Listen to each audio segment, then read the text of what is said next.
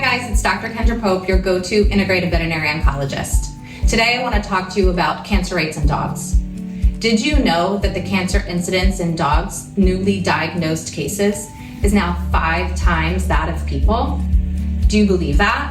Have you seen that yourself in your pets or your friends' animals? Why is this happening? What is going on? And where can we get more information to try to figure out what's happening so that we can change it? What we normally say is that the cancer rate in dogs is in their lifetime, 1 in 3 will develop cancer. And the same for cats. 1 in 3 cats will also develop cancer. But that number increases to 1 in 2, 50% of dogs over the age of 10. Has that been your experience with your own pets or any other animals that you've known?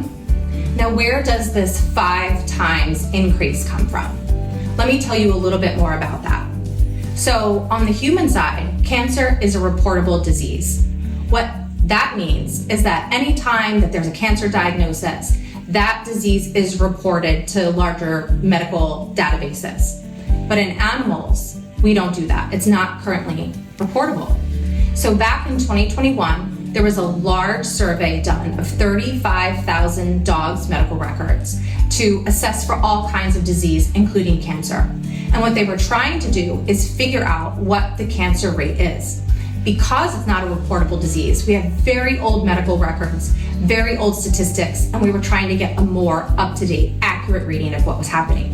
Because up to this point, we've always assumed that cancer rates in animals, especially in our companion animals that live in our homes, are the same as they are in people and on the human side. And therefore, the treatments of animal cancer has always really closely followed that of people because we believe them to be very similar. Well, in this survey study, what they did is they found the number of animals that were newly diagnosed with cancer and compared that to the number that we see in humans year after year. And what they actually found is that it was 5 times the rate of people. Now, why is it so high? What could be causing that? The survey didn't give us any answers. They want to look further into it, but what can we do to try to figure out what's happening and what's driving that? One thing that we can do is we can look to the human literature to see what's going on the human side, what's happening with their cancer rates and their cancer incidences, and can we use any of that information to help us? Have you known a person who's been diagnosed with cancer? Has there been any increased rates in your circle of friends or your family that you've heard about?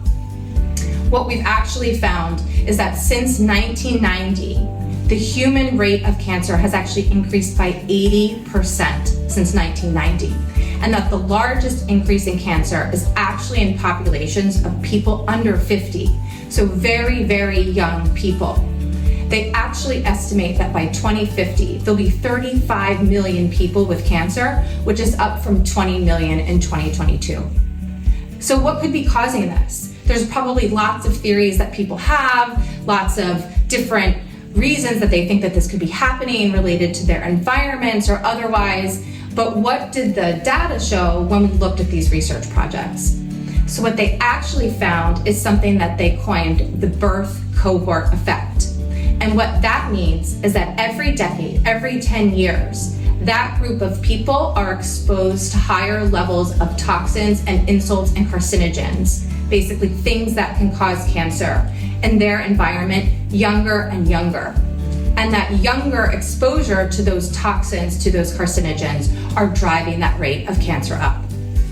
The other thing that they found in the study is that there were specific types of cancers that were more likely to be occurring in these people under 50. And the types of cancers were those of the gastrointestinal tract and hormonally driven cancers.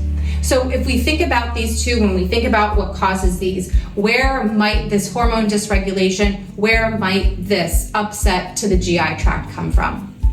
Well, we know that 80% of our immune system is in our gastrointestinal tract. We know that that's what houses our immune system. But what else do we know about our GI tract that has changed significantly since 1990? We know that there's been increased intake in processed food for everyone from both our animals as well as humans. We know that there has been the widespread use of the pesticide Roundup or glyphosate, which is now in many of our food, which actually some of you may not know was patented as an antibiotic. So not only does it work to basically prevent pesticides from growing on crops, it actually completely obliterates any microbes, including those healthy ones in your GI tract. We also know that there's been increased amounts of chemicals in our cleaning products, our home products, which also translates to our pet products and our grooming products. But then also from the hormone perspective, it's not always the estrogen and the testosterone we think about, but actually something called xenoestrogens. So these are the chemicals that behave similar to estrogen. The body recognizes them the same as estrogen in the body, but really where they're coming from are our plastics. And we know that plastics are widespread in all of our home cleaning products, in our pet food products, in all of the things that we use around the home. So these are some of the theories about why these younger populations of people are developing cancer at higher and higher rates, which can be very concerning and similar for our animals because they've always followed the pattern that's happened in humans. So now what do we do with all this information? So stay tuned as I dive deeper into what are carcinogens, where are they in our environments, how are our pets exposed to them, and what are the things that we can do about them to try to avoid and mitigate the exposures. See you guys next time.